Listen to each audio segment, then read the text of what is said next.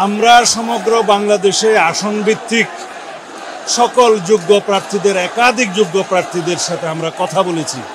এটা তারই প্রক্রিয়ার একটি অংশ। আমরা একই মেসেজ দিতে চাই, যাতে আমাদের দলের ভিতরে ঐক্য থাকে, জাতির মধ্যে ঐক্য থাকে, যাদের সাথে আমরা যুগপৎ আন্দোলন করেছি এবং অন্যান্য একটা বৃহৎ জোটের জন্য আমরা চিন্তা করছি, সবাইকে নিয়ে ঐক্যবদ্ধভাবে যাতে আমরা আগামীতে এই নির্বাচনে বৈতরণী পার হতে পারি। তবে জাতির মধ্যে ঐক্যটাই হচ্ছে আমাদের সবচেয়ে বড় শক্তি।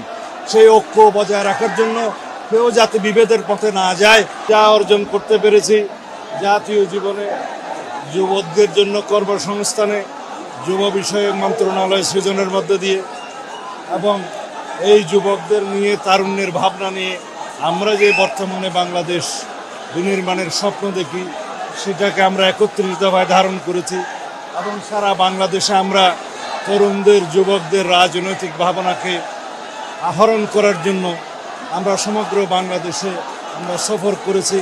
তাদের রাজনৈতিক ভাবনা এবং তারুণ্যের রাজনৈতিক ভাবনা আমরা গ্রহণ করে, আত্মস্থ করে সামনের দিনে জাতি বিনির্মাণে কীভাবে আমরা সেটা বাস্তবায়ন করতে পারি, সেই লক্ষ্যে আমরা কর্মসূচি প্রণয়ন করছি।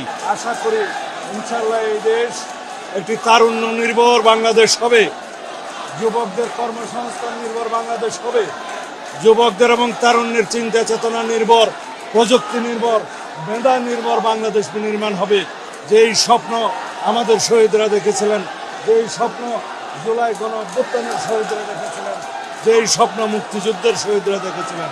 সুতরাং আমরা এই তরুণদেরকে, যুবকদেরকে, তাদের ভাবনাকে, রাজনৈতিক ভাবনাকে, চিন্তা চেতনাকে আমরা আত্মস্থ করেই এই জাতি আমরা এগিয়ে যাব ইনশাআল্লাহ।